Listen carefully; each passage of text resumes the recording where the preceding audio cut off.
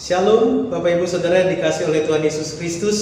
Puji nama Tuhan, kita boleh dipertemukan kembali dalam kasih Tuhan untuk kita kembali membaca dan merenungkan firman Tuhan di Minggu Paskah yang ketiga ini. Kita mengucap syukur bahwa Tuhan terus hadir bagi kita dan terus menyertai kita dengan tuntunan firman Tuhan yang hadir dalam kehidupan kita. Karena itu Bapak Ibu Saudara yang dikasihi Tuhan, sebelum kita akan membaca dan merenungkan firman Tuhan pada saat ini, mari kita terlebih dahulu berdoa meminta tuntunan Roh Kudus untuk menyertai kita dalam membaca dan merenungkan firman Tuhan. Mari kita tunduk kepala di hadapan Tuhan dan kita berdoa. Tuhan Allah Bapa yang bertata dalam kerajaan surga yang mulia, kami mengucap syukur kepadamu karena pada saat ini kami ada terus sebagai orang-orang yang berpengharapan dan terus menikmati akan kasih dan penyertaan Tuhan dalam langkah-langkah kehidupan kami. Terima kasih Tuhan, meskipun banyak hal boleh terjadi dalam kehidupan kami, tapi kami sungguh mengucap syukur bahwa hanya satu kepastian kami, hidup kami selalu ada di dalam penyertaan dan rencana-rencana Tuhan. Terima kasih Bapa, hari ini kami akan membaca dan merenungkan firman-Mu. Tuhan, kami mohon pertolongan daripadamu untuk kami membaca dan merenungkan firman-Mu ini, dan biarlah kebenaran firman Tuhan ini sungguh membawa kami hidup kembali sebagai orang-orang yang berpegang dan berpengharapan hanya kepada Tuhan. Karena itu ya Bapa, mohon belas kasihan-Mu. Kami juga berdoa kiranya hamba-Mu yang akan menyampaikan firman-Mu juga dalam kuat kuasa Roh Kudus, sehingga firman yang ditaburkan ini sungguh datangnya dari Tuhan yang menjadi kehendak Tuhan. Biarlah nama-Mu Tuhan ditinggikan dan dipermuliakan. Inilah seluruh doa kami kepada-Mu Tuhan. Dalam nama Tuhan Yesus kami sudah berdoa. Haleluya, haleluya, amin. Puji nama Tuhan. Firman Tuhan pada saat ini datang kepada kita terambil dari Kisah Para Rasul pasal yang kedua, ayatnya yang ke-36 sampai dengan ayat yang ke-41. Saya akan membacakannya bagi kita. Bapak Ibu dapat menyimaknya dalam Alkitab masing-masing. Demikian firman Tuhan. Jadi seluruh kaum Israel harus tahu dengan pasti bahwa Allah telah membuat Yesus yang kamu salibkan itu menjadi Tuhan dan Kristus. Ketika mereka mendengar hal itu, hati mereka sangat terharu. Lalu mereka bertanya kepada Petrus dan rasul-rasul yang lain, "Apakah yang harus kami perbuat, saudara-saudara?" Jawab Petrus kepada mereka, "Bertobatlah, dan hendaklah kamu masing-masing memberi dirimu dibaptis dalam nama Yesus Kristus untuk pengampunan dosamu, maka kamu akan menerima karunia Roh Kudus. Sebab bagi kamulah janji itu, dan bagi anak-anakmu, dan bagi orang yang masih jauh, yaitu sebanyak yang akan dipanggil oleh Tuhan Allah kita." Dan dengan banyak perkataan lain lagi ia memberi suatu kesaksian yang sungguh-sungguh, dan ia mengecam dan menasihati mereka, katanya, "Berilah dirimu diselamatkan dari angkatan yang jahat ini." Orang-orang yang menerima perkataannya itu memberi diri baptis, dan pada hari itu jumlah mereka bertambah kira-kira 3.000 jiwa. Puji nama Tuhan. Berbahagialah setiap kita yang membaca dan merenungkan firman Tuhan itu siang dan malam dalam kehidupannya hari lepas hari. Bapak Ibu Saudara yang dikasihi oleh Tuhan Yesus Kristus, tema kita pada hari ini adalah berbalik kepada kehendak Allah. Kita berjalan dalam rancangannya. Kita harus menyadari dan memahami bahwa manusia dia telah mati karena dosa. Karena pelanggaran-pelanggaran itu manusia sudah mati, manusia sudah rusak total. Dan bagaimana caranya dia bisa hidup? Bagaimana caranya dia bisa dipulihkan lagi? Bapak Ibu, itu semua bicara tentang anugerah Tuhan. Anugerah yang tidak bisa ditolak.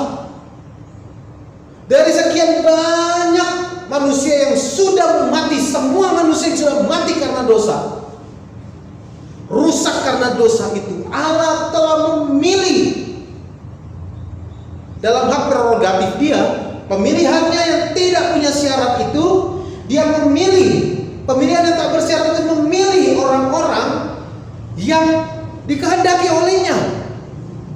Dan Tuhan menebus mereka dari sekian banyak manusia yang ada. Dan itu termasuk Bapak, Ibu, Saudara, dan juga saya. Anugerah itu tidak bisa ditolak. membawa kita hidup sebagai orang-orang yang bertekun hanya kepada Tuhan. Orang-orang yang hidup hanya kepada Tuhan. Jadi kita harus terlebih dahulu memahami akan hal ini, bahwa semuanya karena kedaulatan Tuhan. Semua terjadi hanya karena anugerah. Semua terjadi karena hak Allah yang telah memilih kita. Dan kita mengucap syukur bahwa kita telah dipilih. Dan inilah menjadi hak istimewa itu dalam kehidupan kita. Nah, sekarang menjadi pertanyaannya, apakah kita hidup sebagai orang-orang yang memang sudah dipilih oleh Dia? Apakah Bapak Ibu Saudara dan saya juga semua pendengar yang lain yang mendengarkan firman Tuhan saat ini, bagaimana kita bisa tahu aku adalah orang yang telah dipilih oleh Tuhan dan telah dibawa untuk berjalan kepada kehendak Tuhan, berbalik dari kehidupan yang lama ini masuk dalam kehidupan yang baru? Bagaimana kita bisa mengetahuinya? Nah, Bapak Ibu Saudara dikasih Tuhan, dalam ayat yang akan kita renungkan ini, yang telah kita baca tadi, akan membawa kita untuk mengerti dan mengetahui bagaimana sebenarnya orang-orang yang telah dipilih oleh Tuhan itu. Nah, apakah kita adalah orang yang telah dipilih oleh Tuhan, atau kita hanya orang yang ya sudah, penting aku Kristen, yang penting aku orang percaya, yang penting aku punya agama, KTP ku lengkap dengan isi agama Kristen, sudah begitu. Yang penting ini identitas saja. Apakah demikian? Nah, inilah menjadi pembelajaran bagi kita. Apa yang harus kita pahami, yang harus kita mengerti, bahwa kita adalah orang pilihan Tuhan. Apakah benar orang pilihan Tuhan? Apa yang sebenarnya terjadi dalam kehidupan orang yang dipilih oleh Tuhan itu?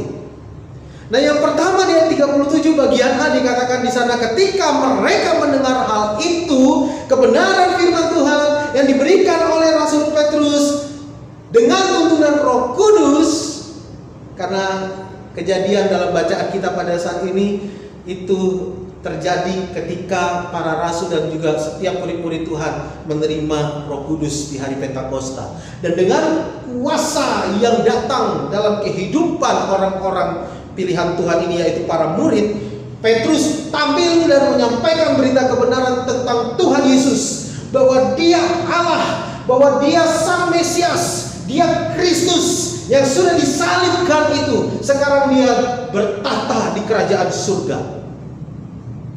Nah, ketika berita ini disampaikan kepada mereka, ketika saat itu juga hati mereka terharu. Hati mereka terharu. Dalam King James Version dikatakan bahwa terharu itu artinya apa yang diperkatakan oleh Rasul Petrus itu menusuk hati mereka. Dalam terjemahan lama, pedihlah hati mereka. Dalam bahasa Indonesia masa kini, gelisah hati mereka. Jadi di sini terharu itu nilai bagaimana apa yang dikatakan oleh Rasul Petrus itu membawa mereka seakan-akan seperti ditikam, seperti dipaku pada kebenaran Injil Yesus Kristus. Dan bagaimana itu bisa terjadi dalam kehidupan mereka? Allah berkarya. Allah yang telah memilih mereka, Allah yang telah membukakan hati mereka. Karena pada kesempatan itu firman Tuhan harus ditaburkan, harus disampaikan, dan ini disampaikan kepada orang-orang yang datang dari segala penjuru dunia ke Yerusalem karena tradisi keagamaan mereka. Tetapi pada saat itu juga Tuhan telah memilih mereka untuk mereka membawa berita kebenaran itu kepada orang-orang yang ada dalam kehidupan mereka, di tempat di mana Tuhan mengutus mereka, di tempat di mana mereka berada, di tempat di mana mereka tinggal. Nah, Bapak Ibu Saudara dikasihi Tuhan, kita melihat bahwa ketika mereka mendengar hal itu, mereka terharu, mereka seakan-akan ditusuk, mereka seakan-akan dipaku, pedih hati mereka, gelisah hati mereka. mereka, karena mereka mendapatkan akan kebenaran yang datangnya dari Tuhan. Nah, karena itu Bapak Ibu, kita bisa rasakan apa yang terjadi dalam kehidupan orang yang mengalami Tuhan dalam kehidupannya. Ketika mengalami Tuhan, kebenaran firman Tuhan itu datang dan memakukan kita dalam kebenaran itu. Maka disitulah kita mengalami yang namanya penyesalan. Orang-orang ini yang ketika mendengar berita dari Rasul Petrus itu, mereka malu karena perbuatan-perbuatan mereka yang akhirnya membawa mereka tidak melihat bahwa Yesus adalah Tuhan, bahwa Yesus adalah Mesias, bahwa Yesus adalah Kristus. Karena itulah mereka malu, Bapak Ibu. Mereka telah dibutakan dengan hal-hal duniawi. Mereka menganggap bahwa Sang Mesias itu datang dalam kemegahan. Dia bermahkotakan emas. Tetapi siapa Kristus? Anak seorang tukang kayu, bermahkotakan duri. Dia dalam susuk tubuh yang rapuh. Dalam kedagingan mereka telah dibutakan. Dan ketika berita kebenaran itu disampaikan, mereka menyesali akan apa yang telah mereka perbuat. Jadi seorang yang mengalami Tuhan, dia mengalami penyesalan atas kehidupan, atas pelanggaran-pelanggarannya. Dia menangisi atas dosa-dosanya. Ada air mata yang keluar, ada hati yang hancur, ada rasa ketidaklayakan di hadapan Tuhan. Inilah orang yang telah mengalami Tuhan dalam kehidupannya. Apakah Bapak Ibu, saudara dan juga saya telah pernah menyesali perbuatan-perbuatan daging, telah pernah menangisi segala pelanggaran-pelanggaran yang ada itu? Ada air mata yang keluar, ada hati yang hancur, dan kita menikmati Tuhan. Jadi itu yang membawa kita mengerti apakah aku orang yang telah dipilih oleh Tuhan. Itu hal yang pertama. Yang kedua, dia memberi dirinya kepada Tuhan. Di ayat 37b dan juga ayat 38a. Memberi diri kepada Tuhan. Mereka bertanya kepada Petrus dan para rasul, apa yang harus kami perbuat, saudara-saudara? Petrus katakan, bertobatlah dan hendaklah kamu masing-masing memberi dirimu dibaptis dalam nama Yesus Kristus untuk pengampunan dosamu. Dalam versi Basic English dikatakan di sana, biarlah hatimu diubah. Jadi kalimat bertobatlah, hampir semua versi Alkitab yang ada, terjemahan-terjemahan yang ada mengatakan tentang bertobat. Tetapi dalam Basic English dikatakan di sana, biarlah hatimu diubah. Jadi bicara tentang pertobatan, maka bicara tentang perubahan hati. Perubahan hati. Amsal 4 ayat 23. Karena dari hati itulah terpancar kehidupan. Jadi apa yang ada di hati Bapak Ibu Saudara, apa yang ada di dalam hati saya, itulah yang terpancar dalam kehidupan kita hari lepas hari. Karena itu, bicara tentang pertobatan, maka harus ada perubahan hati dalam kehidupan kita. Dan perubahan hati itu hanya datang dari Tuhan. Hanya Tuhan yang bisa mengubah hati, Bapak Ibu. Yeskiel 11 ayat 19 sampai dengan 20. Aku akan memberikan kepada mereka hati yang lain, dan roh yang baru dalam batin mereka. Juga aku akan menjauhkan dari tubuh mereka hati yang keras, dan memberikan mereka hati yang taat. Ingat kalimat ini, aku akan memberikan mereka hati yang lain. Jadi kehidupan yang sudah mati, hati yang sudah mati, hati yang sudah rusak, kehidupan yang sudah rusak, Tuhan berikan hati yang baru. Tuhan berikan hati yang baru, hati yang tidak terkontaminasi. Supaya apa? Supaya mereka hidup menurut segala ketetapanku dan peraturan-peraturanku dengan setia. Hati yang sudah tidak lagi terkontaminasi itu, karena hati yang baru, hati yang sudah mati itu mati dia. Tuhan berikan hati yang baru untuk menghidupkan orang-orang, supaya mereka hidup menurut segala ketetapanku dan peraturan-peraturanku dengan setia. Maka mereka akan menjadi umatku, dan aku akan menjadi Allah mereka. Oh haleluya. Jadi ketika kita diberikan hati yang baru dalam kehidupan ini sebagai orang percaya, maka hidup kita hanya terarah kepada Dia. Karena tidak mungkin lagi seharusnya kita terkontaminasi dengan hal-hal kedagingan, dengan dosa-dosa, dengan pelanggaran, karena kita sudah mati. Dan kita diberikan hati yang baru. Kita telah mati karena dosa itu, Bapak Ibu. Kita diberikan hati yang baru, hati yang tidak terkontaminasi dengan pelanggaran-pelanggaran dan dosa. Nah, karena itulah membawa kita hidup menurut ketetapan Tuhan dan peraturan-peraturan Tuhan dengan setia. Jadi orang-orang ini, orang-orang yang telah dipilih oleh Tuhan ini adalah orang-orang yang benar-benar memang hidupnya hanya fokus kepada Allah. Dia hanya terus mengarah hanya kepada Tuhan.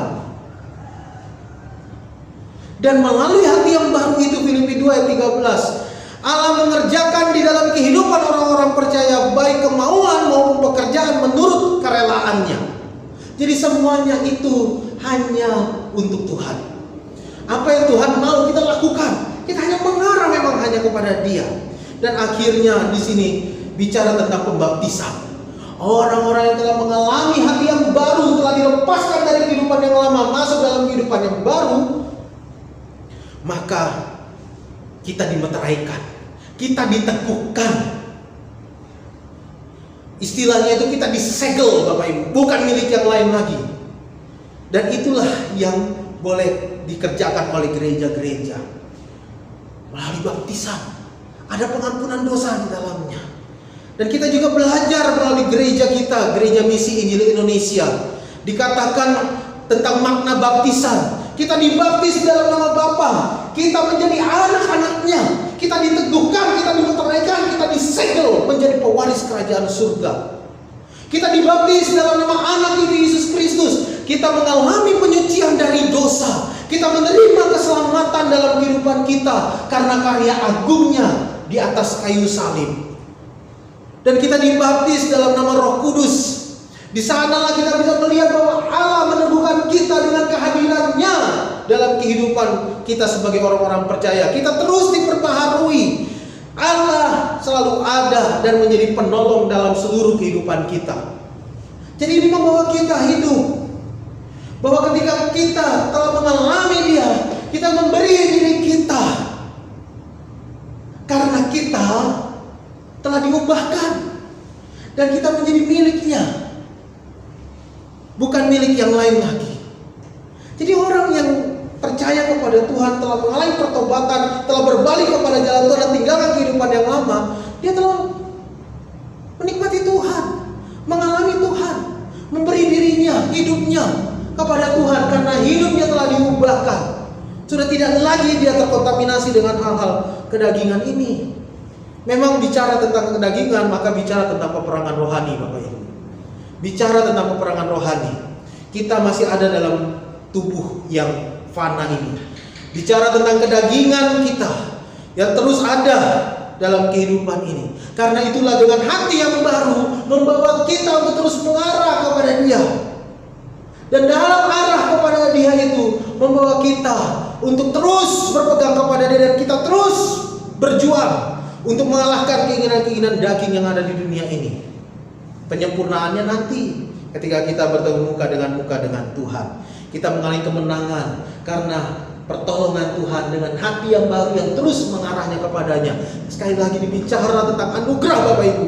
Bicara tentang karya Allah bagi kita. Dia menebus kita dan Dia telah memilih kita tanpa syarat. Wah, apa yang bisa kita gambarkan? Apa yang perlu kita banding-bandingkan? Apa yang bisa kita bandingkan dengan karya Tuhan yang begitu luar biasa? Tidak ada.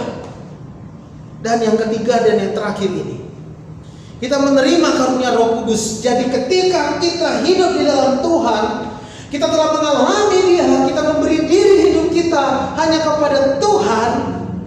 Karena kita telah mengalami Tuhan, hati yang baru itu menuntun kita untuk terus fokus kepada Dia, maka hidup kita pun dalam perjalanan kita hari lepas hari menerima karunia Roh Allah dalam kehidupan ini, menerima karunia Roh Kudus dalam kehidupan ini. Firman Tuhan dalam ayat 38b dikatakan di sana, maka kamu akan menerima karunia Roh Kudus. Kamu akan menerima karunia Roh Kudus. Unsur kalimat yang ada dalam kalimat ini Itu bicara tentang apa yang akan terjadi dalam perjalanan kehidupan orang percaya. Ketika dia telah menjadi orang-orang yang dipilih oleh Tuhan dan dihidupkan, maka apa yang akan terjadi dalam kehidupan dia ke depan itu dalam tuntunan karunia Roh Kudus. Karunia Roh diberikan kepada dia. Karunia Roh itu bicara tentang kehidupan kita dalam kepastian, karena kita terjamin dalam keselamatan. Ada pengharapan, ada sukacita, ada kekuatan yang membawa kita menjalani kehidupan kita di tengah-tengah dunia yang fana ini. Ada kepastian, jaminan keselamatan. Dan kita juga mengalami peneguhan dengan karunia Roh yang hadir dan menguasai kita. Kita merasakan kehadiran Tuhan menguasai kehidupan orang-orang percaya, menguasai hidup mereka dalam langkah-langkah kehidupan kita hari lepas hari. Kita juga diperlengkapi karunia Roh dalam kehidupan kita, memperlengkapi kita di tengah-tengah tugas tanggung jawab pelayanan yang Tuhan percayakan. Ingat, sebagai orang percaya kita dipilih untuk menjadi rekan sekerjanya. Kita telah dipilih untuk menjadi milik kepunyaannya. Maka tugas kita adalah mengabarkan tentang kebenaran, memuliakan namanya. Karena itu karunia Roh diberikan kepada kita untuk kita diperlengkapi di tengah-tengah pelayanan yang Tuhan percayakan. Dan di sini juga kita belajar bahwa karunia Roh itu bicara tentang bagaimana orang-orang percaya akan dibawa semakin serupa dengan Kristus. Semakin serupa dengan Kristus. Hidup kita hanya untuk Allah, menyenangkan hati Tuhan, melakukan apa yang Tuhan mau. Dan hidup kita dikuasai dengan keinginan-keinginan yang ingin Tuhan kerjakan melalui kehidupan kita. Kita semakin serupa dengan Kristus. Kita hidup di dalam kasih, ada sukacita. Bapak Ibu bisa melihatnya dalam buah-buah Roh. Bagaimana kehidupan kita terus mengarah hanya kepada Dia dan memuliakan Dia. Nah, karena itu Bapak Ibu Saudara dikasih oleh Tuhan Yesus Kristus. Kalau kita melihat dalam bacaan kita di sini, pekerjaan Tuhan itu bicara terus-menerus dan berkelanjutan. Melalui kehidupan kita sebagai orang-orang yang telah berbalik dari kehidupan yang lama masuk ke dalam kehidupan yang baru, maka kita juga melihat di sini bahwa pekerjaan Tuhan itu terus-menerus dan berkelanjutan di ayat 39. Bagi kamulah janji itu dan bagi anak-anakmu dan bagi orang yang masih jauh, yaitu sebanyak yang akan dipanggil oleh Tuhan Allah kita. Jadi panggilan Tuhan kepada orang-orang yang telah dipilihnya ini akan terus berkelanjutan, dan itu harus terus disaksikan dalam kehidupan ini. Dan inilah yang menjadi bagian kita. Apakah kita adalah orang-orang yang memang benar-benar telah dipanggil, telah dipilih oleh Tuhan? Apakah kita orang-orang yang sudah berbalik dari kehidupan yang lama, kita masuk dalam kehidupan yang baru? Kita masuk dalam perjalanan kehidupan yang mengarah hanya kepada Tuhan. Bapak Ibu Saudara dikasih oleh Tuhan Yesus Kristus. Apakah kita orang-orang yang telah mengalami pertobatan, telah mengalami perjumpaan dengan Tuhan? Kita apakah orang-orang yang telah mengalami Tuhan, telah memberi diri hidup kita hanya kepada Tuhan? Apakah kita orang-orang yang memang benar-benar telah dikuasai dengan karunia Roh Kudus dalam kehidupan kita? Perenungan firman Tuhan ini kiranya boleh mengarahkan kita, memperjelas arah langkah kehidupan kita. Apakah aku adalah orang-orang Kristen sejati? Apakah aku orang-orang yang benar-benar telah dipilih oleh Tuhan dalam langkah kehidupanku hari lepas hari? Bapak Ibu Saudara yang dikasihi Tuhan, biarlah hidup kita terus mengarah hanya kepada Dia. Puji nama Tuhan. Kiranya firman Tuhan pada saat ini membawa kita melihat hidup kita adalah milik kepunyaan Tuhan. Kita sebagai orang percaya hidup dalam kehendak Dia dan ketetapan-ketetapannya, dan apa yang Dia mau seturut dengan kerelaan hatinya. Langkah-langkah kehidupan kita di tengah dunia saat ini penuh dengan ketidakpastian, Bapak Ibu. Tetapi saat ini kita belajar, kita boleh merenungkan lagi bahwa hidup manusia ini terbatas, bahwa manusia ini tidak bisa berbuat apa-apa. Manusia ini hanya bisa melakukan apa yang bisa dia buat dalam keterbatasan dirinya. Nah, karena itu kita belajar sama-sama. Pernahkah kita berdiam diri dalam Tuhan? Kita berdiam diri dalam segala perjalanan kehidupan kita yang sudah Tuhan percayakan. Apakah langkah-langkah kehidupanku sampai dengan pada saat ini adalah langkah-langkah yang berkenan di hadapan Tuhan? Atau saat ini kita perlu mengevaluasi terlalu banyak hal-hal kedagingan yang telah kita lakukan, terlalu banyak hal yang kita andalkan selain Tuhan dalam langkah-langkah kehidupan kita, sehingga membawa kita masuk menikmati lagi akan kehidupan di dalam Tuhan. Kita diteguhkan lagi sehingga ke depannya kita melangkah dengan penuh kepastian bersama-sama dengan Tuhan sebagai orang-orang pilihan Tuhan, sebagai orang-orang yang diberkati oleh Tuhan. Terpujilah nama Tuhan. Kiranya firman Tuhan pada hari ini sungguh memberkati kita. Kita memasuki minggu Paskah yang ketiga, terus berjalan bersama-sama dengan Dia, melangkah bersama-sama dengan Dia, menyenangkan hatinya. Tuhan Yesus telah berkarya agar hidup kita dipulihkan, dan karya itulah membawa kita sungguh bersukacita menikmati kehidupan dalam anugerah-Nya, dalam kepastian pengharapan kepadanya. Terpujilah Tuhan. Lakukanlah kebenaran firman Tuhan ini dalam kehidupanmu Bapak Ibu, dan saya juga akan melakukan dalam kehidupan saya sebagai seorang pelayan Tuhan. Kita melangkah bersama-sama untuk kemuliaan bagi nama Tuhan. Terpujilah nama Tuhan. Mari kita bersatu di dalam Tuhan dan kita berdoa. Bapa yang berada dalam kerajaan surga yang mulia, hamba mengucap syukur untuk firman-Mu yang sudah hamba bagikan pada hari ini. Terima kasih ya Bapa, dan hamba mohon kiranya dengan kuat kuasa Roh Kudus yang ada dalam kehidupan setiap orang-orang percaya, firman Tuhan ini dimeteraikan, firman Tuhan ini meneguhkan, memperlengkapi dalam langkah-langkah kehidupan kami selaku orang-orang yang percaya kepada Tuhan. Biar nama Tuhan ditinggikan dan dipermuliakan.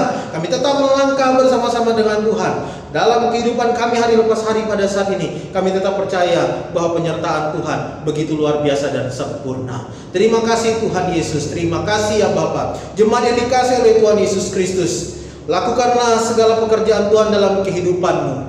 Yakinlah bahwa Dia akan terus menyertai kehidupanmu hari lepas hari. Dan karena itu terimalah berkat dari Tuhan. Damai sejahtera dari Allah Bapa kita, kasih dari Tuhan Yesus Kristus, serta penyertaan pertolongan penghiburan dari Roh-Nya yang kudus menyertai kehidupan Bapak Ibu Saudara mulai dari saat ini bahkan sampai selama-lamanya. Amin. Puji nama Tuhan. Tuhan Yesus memberkati kita semua. Shalom.